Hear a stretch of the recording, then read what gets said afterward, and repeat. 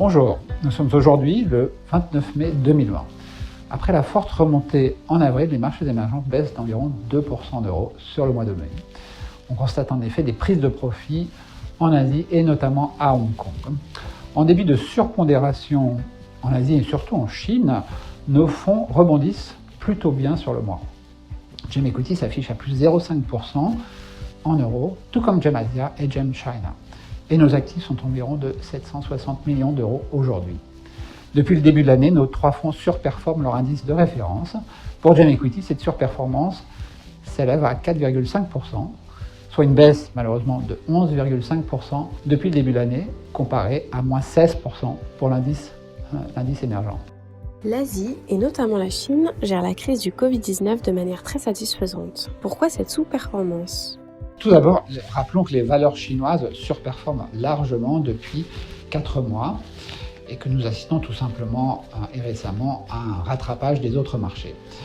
Par ailleurs, la Chine vient d'annoncer des mesures de relance fiscales et monétaires ambitieuses, lesquelles devraient limiter l'impact du Covid-19 en 2020.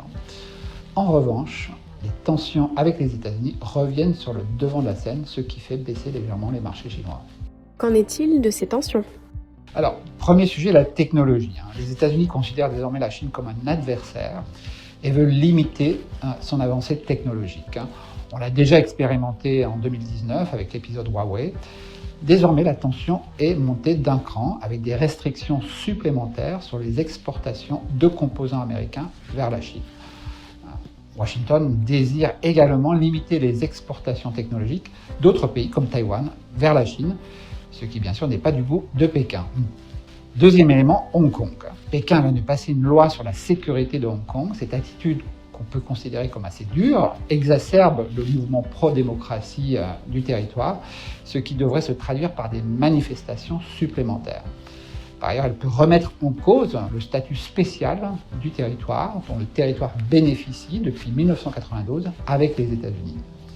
En conclusion, ce regain de tension sino-américain pourrait durer, du moins jusqu'en novembre prochain, date des élections américaines.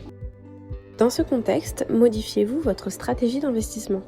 Alors pour le moment, nous restons pragmatiques face à ces événements et restons fondamentalement positifs sur la Chine. Le plan de relance devrait nous offrir des opportunités d'investissement. Par ailleurs, nous sommes repondérés sur l'énergie, estimant que le pétrole a fait ses plus bas. Et même si nous y avons pris quelques profits, nous continuons de privilégier les valeurs Internet, qui constituent aujourd'hui environ 30% du portefeuille. Merci.